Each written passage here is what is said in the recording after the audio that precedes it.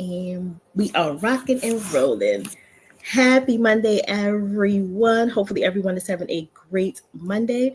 I am Abba Lori from 1720 Finance, and I'm coming to you with day 14 of the Gratitude Challenge. And yes, I know we are a little behind, about 4 days behind, and that is because last week I had a family emergency that I had to deal with for about 2, almost 3 days. And then I have been sick of battling a cold for the last couple of days. And so I'm trying to get back on, excuse me, on task, and it hasn't been easy. But I am here today, and hopefully I can, stay focused, get focused, all of those good things. And so again, thank you guys again for joining me. And today we are coming from the book of Psalms, and it's Psalm 16, verse 11, and it is talking about finding joy and finding joy in our path, actually. And so Psalm 16:11 says, "You make known to me the path of life.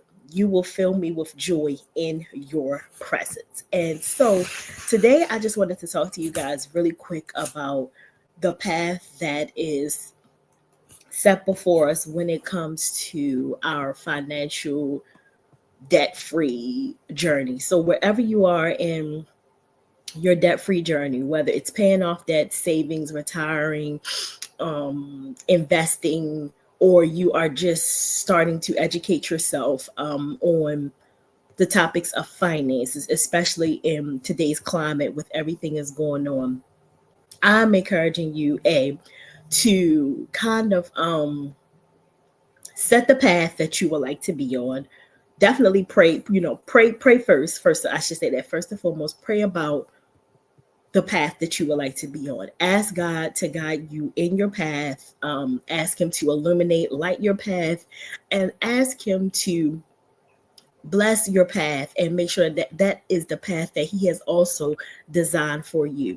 Because sometimes in our financial walk, we don't always make the best choices, or we make the best choices that are beneficial to our flesh, how we feel in the moment, how this is going to make us feel after we make this purchase, after we do this thing that's going to cause us to go into debt. And so sometimes it is instant gratification, but it is also delayed gratification that puts us in a path that isn't always the best for us. And so the first part of this scripture says, "You make known to me the path of life." So the financial path that God is making known to you is specific to you. It is your journey. It is your path. It is the path that he has designed for you. And sometimes the path doesn't look pretty. It doesn't look all pretty. It doesn't look like it is what's the word? It isn't all silver and gold. It isn't lined with pretty flowers, and it isn't paved, with ease. This path that he sets us on is going to have obstacles. It's going to have bumps. It's going to have lumps. It's going to have bruises. It's going to have hurdles that we're going to overcome. But what he's telling us in this financial path is, once you overcome these obstacles, once you get through this journey, once you get down this path and you have veered through all of the things that have been thrown before you, this is going to be a path of greater blessing for you and your finances. Sometimes we don't see it. We don't like to save our money. We don't like to create a budget. We don't sometimes like to kind of restrict ourselves. But sometimes that is God's way of saying, in order for me to bless you for where I need you to be, I need to restrict you in certain areas. For instance, I use me as a prime example.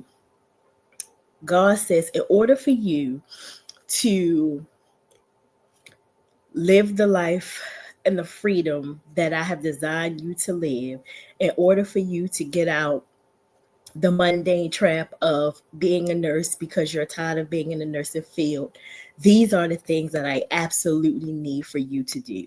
First and foremost, yes, I know you want to get out of the nursing field, but I need for you to do these things. I need for you to start paying off bills, which means you might have to increase the number of hours that you work. You might have to add on some extra shifts. You might have to take on new clients. I am strategically asking you to do these things because once this first leg of the journey is done, your second leg is going to be so much easier. And you're going to understand why I had you do these things in the beginning of your path that is designed to get you where I need you to be so that you can be comfortable and enjoy life. And so he's making the path known to us.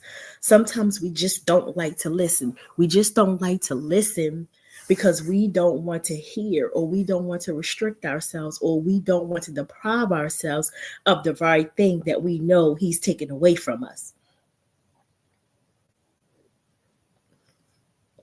And so for me, you guys, the very thing that he's kind of sort of taken away from me, it isn't absolutely off the table, but he's like, in order for you to be able to live the life that I want you to live, in order for you to live that life, to be able to travel and enjoy life, I am going to restrict your traveling for right now. I am going to restrict you from doing a lot of large purchases. Excuse me. A lot of large purchasing travels, meaning you want to go to Italy, you want to go to London, you want to go to those particular places that will require, you to have money. So I'm restricting that from you. Yes, I know you have the capabilities to go. Yes, I know you have the money to go. Yes, I know you have the means to go. Is it feasible for you to go right now when you're trying to get out of debt? That's one. Two, the second thing, it is not that you can't travel. You just have to stay stateside. You can't do all this abundant international overseas travel unless you're going to do it by way of a very minimum cruise. So is it beneficial for you to go out here and spend $1,000 on a cruise? Or is it beneficial to take that $1,000 and pay off debt and still find a way to enjoy your travels? Maybe you can't go on a cruise. Maybe you can go on a cheaper cruise for $200 or $300. But at the same time, is it really beneficial for you to do that? Do you have to do that? So for me, I've limited my travel. I've started doing more staycation things close to home. Overnight stay somewhere where it doesn't cost me a whole lot. But however, this is the path that he's now telling me I need to be on, and I need to obey him no matter how hard it is. But because I've been obeying him and I have been ceasing from doing an abundance of travel, I've been able to pay off debt. I've been able to dig into that debt that is going to cause me to be debt free so that I can enjoy things like traveling. So he makes our path known to us. And then this path is called the path of life. So we can still look at this twofold. The path of life here earthly, and then the path of life that he's given us the path to get to heaven as well. These are the things you need to do to get to heaven. But these are also the things that you could do to fulfill me here on the planet Earth. This is the path that, as a believer, as the kingdom, as a child, this is the path that I have set before you on earth in order for you to show people how I have gotten you out of financial debt, how I have lessened your financial worries. These are the things that I need for you to do for me. So he's giving you a path right down here in life, as well as a kingdom path that he knows this is what you need to do in order to get to the kingdom of heaven. He's laid it out for us. There's no fluff, there's no mess, there's no buff. We know. And so he's made the path known to us. Whether you like it or not, the path is known. We just have the free will and a free choice to obey or not obey. The second part of the scripture says, you will fill me with joy in your presence. So God does not have to be physically present with us here on earth, meaning we don't have to physically touch him and physically see him to know that he is here on earth. It's the joy and the blessings that he gives us that we know that his presence is here. When you get the fulfillment of, I didn't spend, I didn't go overboard this past weekend and spend, excuse you guys. So the money that I've saved, I'm able to go ahead and pay on a bill. I'm able to pay off a bill. He is going to fill you with joy in knowing, yes, I was able to pay that bill. Yes, I was able to make a dent in this bill. Yes, I am seeing the fruits of everything that I have prayed for. It's coming to fruition. I am literally seeing it. So yes, we may not physically see him. We may not be able to physically touch him to know that his presence is here, but the joy he gives us in the midst of our financial difficulties is his presence right there. It is felt, it is known, we know it, we wholeheartedly feel it, and we know that it is the presence of God that is getting us through this financial journey. And so, with that being said, I'm going to leave you with 3 questions today, like I always do. And the first question says, how does focusing on God's blessings bring you joy?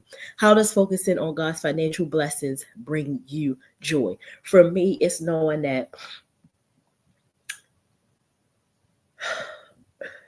being able to see a decrease in my financial balances, being able to pay off debt free, fast, even though things have kind of slowed down because the balances are a little bit larger, but seeing the totals come down, seeing me X things out, seeing me write red across my paperwork, paid, seeing when I do my electronic sheet, the numbers are dwindling down. That is what's bringing me joy. And it's the blessings of giving him thanks, giving him honor, giving him praise, allowing him to do the work, allowing him to correct me where I am wrong, allowing him to do his will is what's brought me blessings and joy in seeing me start to really come out of this little bit of debt that I have. The second question is, what financial blessings can you meditate on that will fill you with joy? So the financial blessings that I am meditating on right now is that I have 3 more things in phase 1 that I would like to pay off. And so I am meditating on that. And I am just actually saying thank you to him about paying it off. I don't know the exact time frame that I'll have these paid off, hopefully within the next month or 2, but maybe 3 months, maybe 90 days. But I am meditating that somewhere in the next 90 days, he is going to make this provision for me. He is going to provide for me. So I am meditating heavily on that. And that is what's bringing me great joy, that knowing within the next couple months, phase 2 of my debt-free journey will be over and I can move on to phase 2. I mean, phase 1 will be done and I can move on to phase 2. So that is what's bringing me great joy.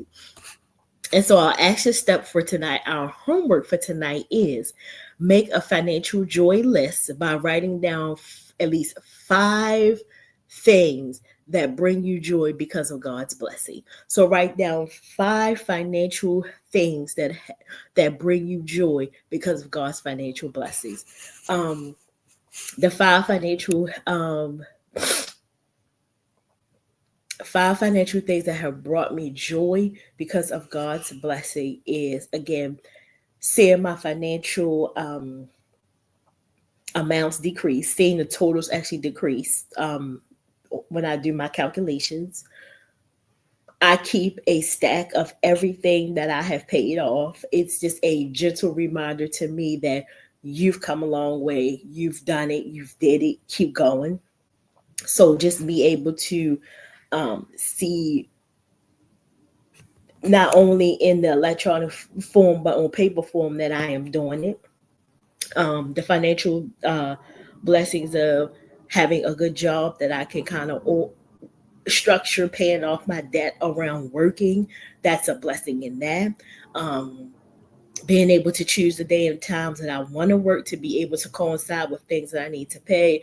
Also getting daily pay. That has been a blessing and a joy for me. being able to start saving more for my real estate portfolio. That is bringing me great joy. I'm looking so forward to that. Uh, what else? Yeah, I'm looking forward to those things happening, continuously happening. The blessings of just being able to get out of debts for me is enough.